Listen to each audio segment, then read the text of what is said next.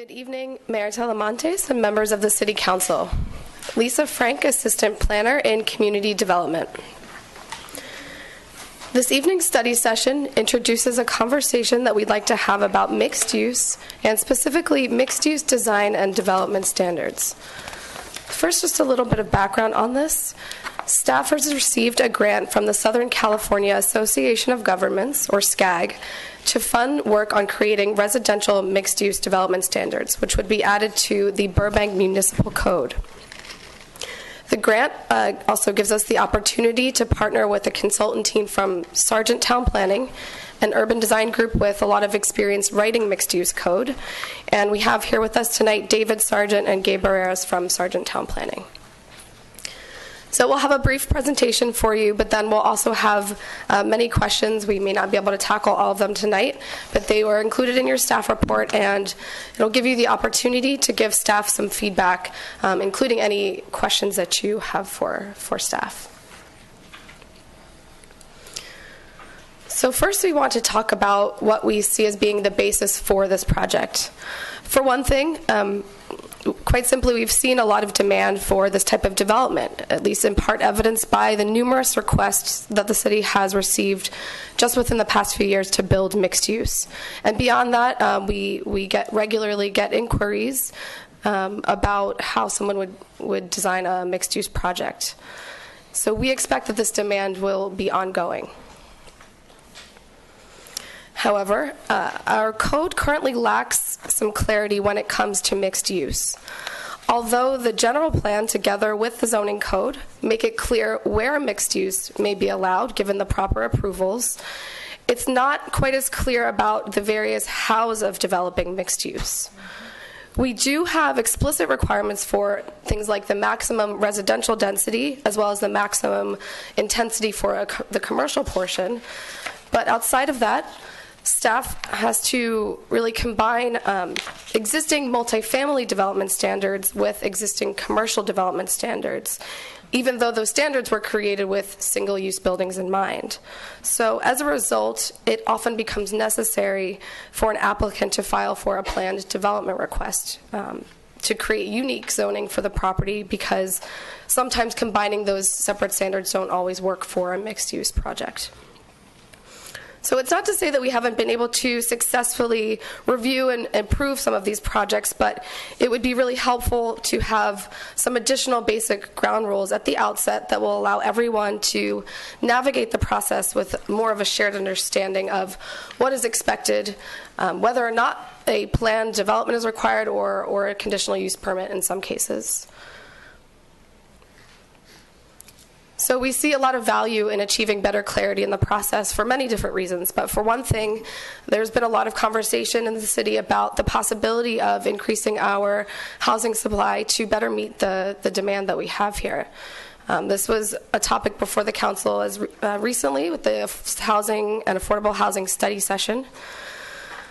So if it's true that we expect to continue to receive these requests for mixed use given the demand, then we think it's also true that having clear standards will put us in a better position as a city to support the possibility of producing new housing, which could include affordable housing depending on what options we come up with.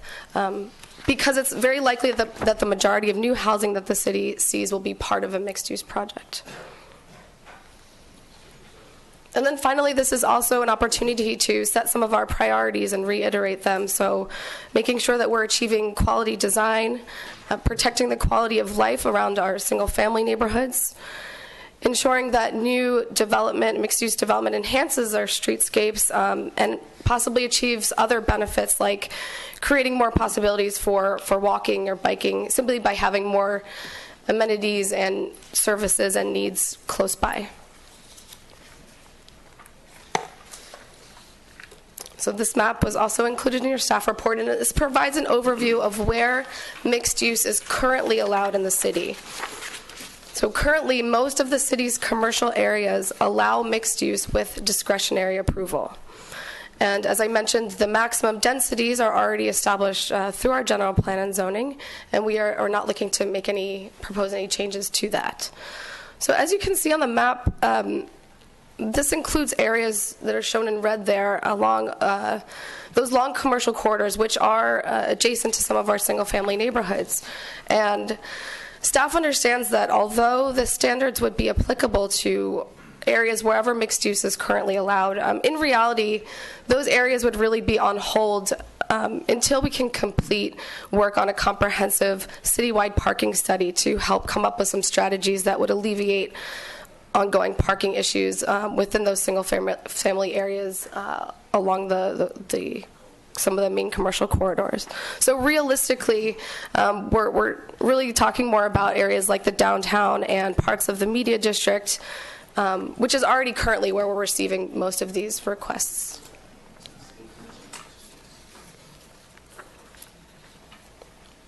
Here's just some examples of mixed use that demonstrate different aspects of the types of standards that we're looking to come up with. So for example, standards that deal with things like treatment of the ground floor, including the floor-to-ceiling heights that make for appealing retail tenant spaces, as well as welcoming and appealing storefronts with use of awnings and clear entries that can, even when it's in a multi-story building, still create a pedestrian scale at the sidewalk.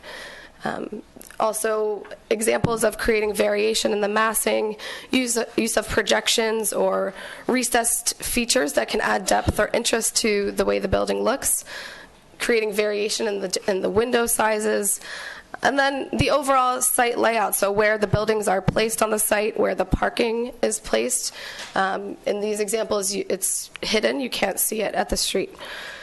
And then things like open space. So maybe the possibility of thinking about open space in a way that's different from the open space requirement on a purely multifamily residential property.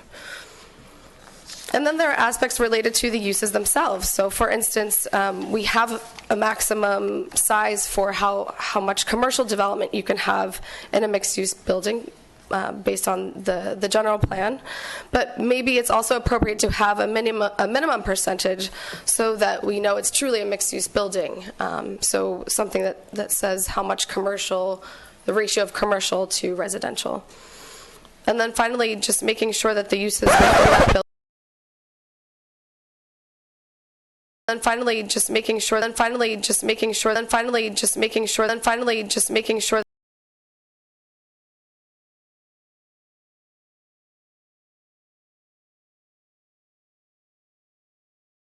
And then finally, just making sure that the uses within that building are uses that can coexist easily with the residences, and that it's compatible and going to be a benefit and not a detriment to the residential component.